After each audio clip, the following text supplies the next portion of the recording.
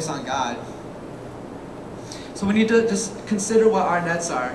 And if they're holding us back from sharing the gospel with people and letting them know what Jesus did for them, we need to consider leaving them behind. Because God's called us to something much greater than what we're currently focused on. So if you're going to follow Jesus, we need to consider focusing on Christ and realizing that being a fisher of men is more important than being a fisher of fish. We need to realize that being a fisher of men, leading people to Christ, is more important than wanting to be the best sports player, than wanting to be the best skater, than wanting to fit in with our friends and seem like we're cool, than getting the best clothes or getting the best house. It's more important than anything that we could ever think of. That needs to be our focus, is making disciples of men and baptizing them, because that's what Jesus called us to do. So if we think being popular, being accepted, or having the most friends is more important than leading people to Christ, then we're not truly following Jesus. Because from what I can tell, most of the time that we would be able to share the gospel, we hold it back by wanting to fit in, by wanting to seem like we're cool and that we can just go along with what everybody else is doing. But that's not what Jesus has planned for us, because he told us to go and make disciples.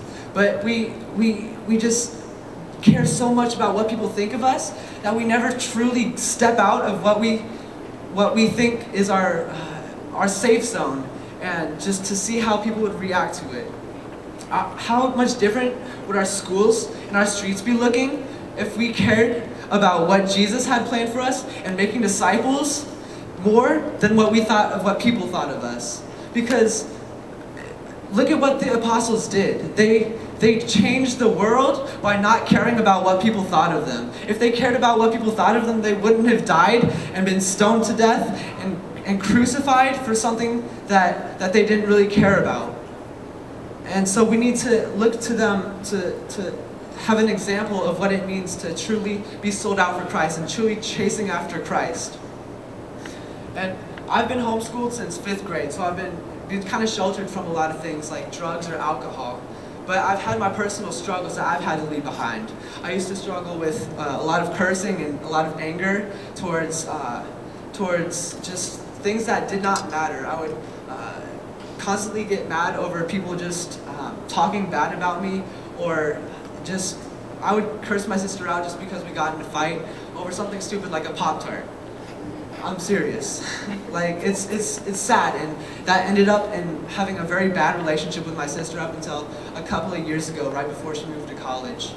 And so the things we do when we're not focused on God are going to have consequences, and we need to we need to be able to put those things aside to be able to minister to people more effectively. Because when I'm focused on God, I don't have room to be cursing out my sister. I don't have room to be getting angry over things that don't really matter at all. Because I need to be of a good example to other people and to lead them in the way that I'm actually going. Because like Paul, follow me as I follow Christ. I can't be walking away from Christ while telling you to follow him. Like, oh, that way. You know, you see him? It's not going to work. They need to be following your example, because if you're leading them to Christ, then you're going to be more mature than they are as a Christian. So you need to lead them and disciple them, and to raise them up as a Christian and to edify them.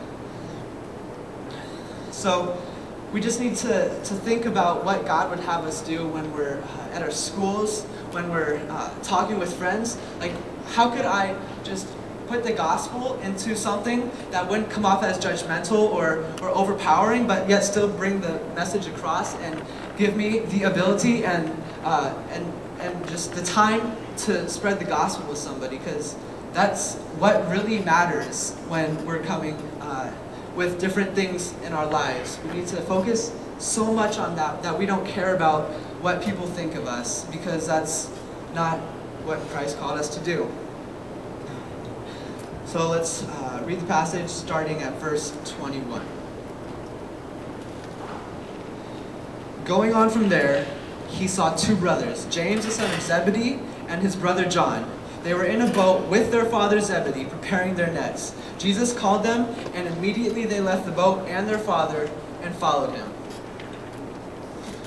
being in a boat with their father could have held them back from what he truly had planned for their lives. It could have held them back from showing just what they had in store, what God had in store for them. The amazing things that he did through them would have not been fulfilled if they had decided to stay with their father in the boat because their father was with them. So that shows us that not only is God going to call us away from the things that we used to do, but he may also call us away from people. And that's not only our bad influences, that's also our good friends, our good, strong Christian friends, or maybe our family, or people that we rely on. Because what God has, he'll bring more people to help edify you and for you to have fellowship with people. But the people that you currently are with may not be the people that God has planned for you in the long run. But we need to be willing to leave them if Christ calls us to. So just think about that. Think about, what if God had you leave your family? Would you be willing to do that if he called you to? Because it's a big commitment to leave the people that taught you, the people that raised you, the people that you grew up with. It would be a big thing to do. We need to realize if we care about God so much and the gospel and reaching people so much, that we would be willing to do that. If any of these things get in the way of us sharing the gospel, we need to leave them behind. Even if it's family, even if it's our best friends, we need to just be kingdom-minded and realize that God is so much more important than all these other things which we seem to put a priority on. But the great thing is that Jesus doesn't always call us away from where we are. He uses us in the place we are to be most effective in ministering to people. He can use us as students more effectively to reach other students than Jeff can minister to other people. And for the sports players, you guys are on teams that God has put you there. God has put you there on your teams to be able to minister to the people on your teams very effectively so that they would be able to listen to you. But if Jeff just went up to some random people on some sports team and said, "Oh yeah, let me talk to you about Jesus," they'd be like, "What? This guy's kind of whack. Like, what is he doing?" But you guys are constantly hanging out with him. They trust you, I would think, and they realize that you're a legitimate person and that you truly care about them. Or the skaters, you guys can minister to other people more effectively than I could, because that's not where God has called me. I'm not skilled at skating. I'm terrible. But you guys have been given the chance with your skill to be able to minister to other skaters when you're hanging out with them, that you could just be a good example, that you would minister to them and just let them know about what Christ has done in your life specifically, and just to show them why you love God. But if he does call us away from our family, we need to be willing and just open to his calling and what he has planned for us.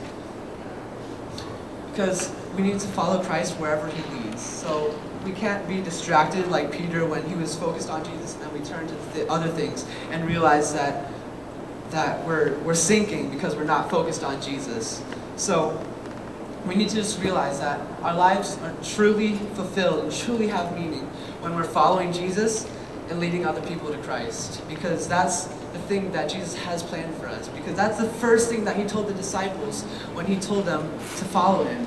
Because that should be just the main focus. I don't know how I can even just emphasize this enough, but we need to just be so kingdom-minded. Just think, God is so glorious and merciful that I can't even hold this inside. That I wouldn't even want to if I didn't even know, because it's just so amazing. So we need to be able to spread that to other people that we know in a loving and a caring and very relatable way that won't come off as judgmental. Just because that pushes people away, and I've done that myself, and I've had to overcome that. But we need to just continue to make disciples and lead people to Christ. Let's pray.